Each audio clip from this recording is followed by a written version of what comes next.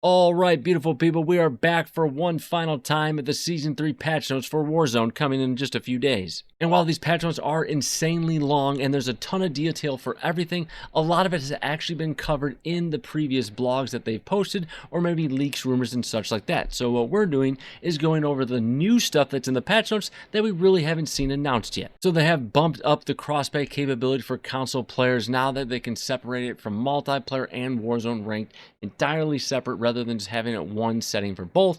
And basically when it's on, it enables matchmaking with all gaming platforms. On consoles only, enables matchmaking for other consoles, it could be Xbox or PlayStation, and then off, it restricts matchmaking to only the current gaming platform. So if you're on Xbox and you select off, it will only be other Xbox players. And then it goes into some other detail on how it'll matchmake depending on who the party leader is and stuff like that. And then we got some map updates coming that haven't really been announced. They've been rumored and talked about and such like that, but we got a list of them. We're just going to go over a few. So if you recall, back in the old Verdansk days, swimming was not a thing. Once you touched the water, you died. Well, now it is possible along the southern coastline, expanding into the sea for a little bit. The circle isn't going to end there, so they say, but you can actually swim there if you want. It's going to be easier to traverse up a steep area, so you're not running around this whole cliff that looks like you can easily just crawl right up it. Telephone and electrical poles are going to be shorter, that way you're not breaking your legs on them when you're parachuting in. They've added a few different ways to get up on top of rooftops with ladders and paths, and then basically they adjusted lighting and stuff like that, details to make it a little bit better, and announcement, if you couldn't guess already, console players can now have 120 FOV on Verdansk for the very first time. There's been a lot of questions about what's going to happen with Rebirth Island. Well, basically, when Verdansk launches, Rebirth Island will not be active, but then shortly after the launch of Season 3, they will activate it for quads only. And then later in the season, they'll put in the other squad sizes as well. We actually have a full playlist listed for the first week. So Battle Royale at launch, we had solo, duos, trios, and quads.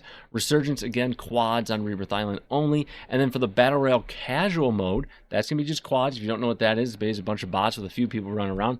Plunger quads, and then boot camp quads as well. If you hadn't heard, ranked battle royale is going to come mid-season. One new thing people are going to enjoy, especially if they have a bunch of bot teammates, is now when you're reviving someone, you can go 360 view and you're not just stuck in that little window. Now they've made a bunch of adjustments to contracts and stuff like that on regaining and stuff, make it easier for you to be more successful.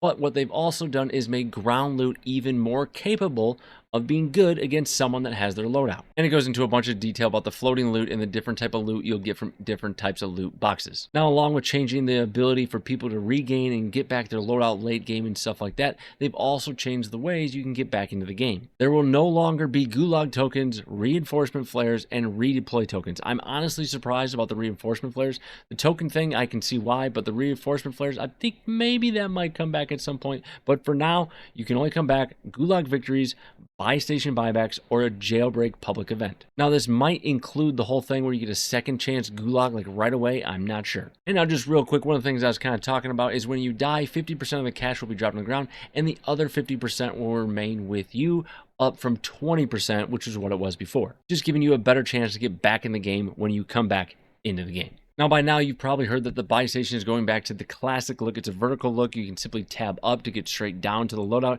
You can redeploy your whole squad and stuff like that, but they've also adjusted some of the costs. So some of this is pretty much the same, but the main thing here is the loadout. For solos, it's 6,000, and then for duos, trios, and quads, it's only going to be 10,000 for a loadout. Meaning in quads, you can get that loadout real quick. And some people's favorite contract back in Verdansk is the supply run has made its way back. Basically, when you start one of these contracts, you got 2 minutes to reach a certain buy station to get rewards where you get cash and stuff like that. And you also get a single fire sale item. So a lot of people would do one of these and get their self-revive and stuff like that just to start off the match.